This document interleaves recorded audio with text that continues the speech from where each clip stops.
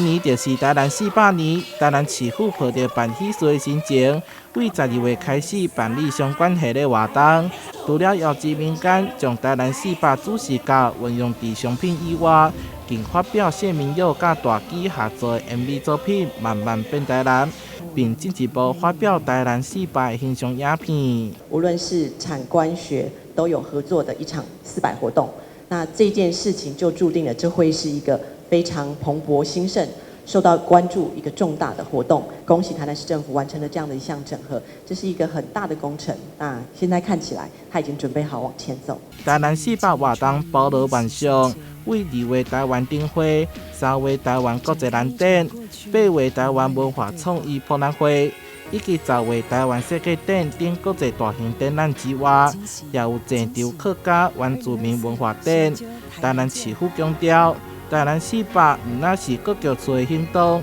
也号召民间共同响应。除了一连串堆叠出来的一些活动之外，但是我们也很重视，我们要这个发人深省的思考。我们在软体、硬体上面，我们留给我们后一代以及接下来年轻人怎么样的一个台南。因此呢，台南400对于我们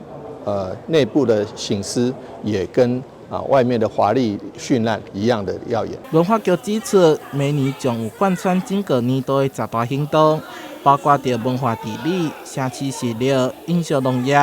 还会推出历史文字雕刻再造等精彩活动甲文化建设，将带领全国民众甲国际游客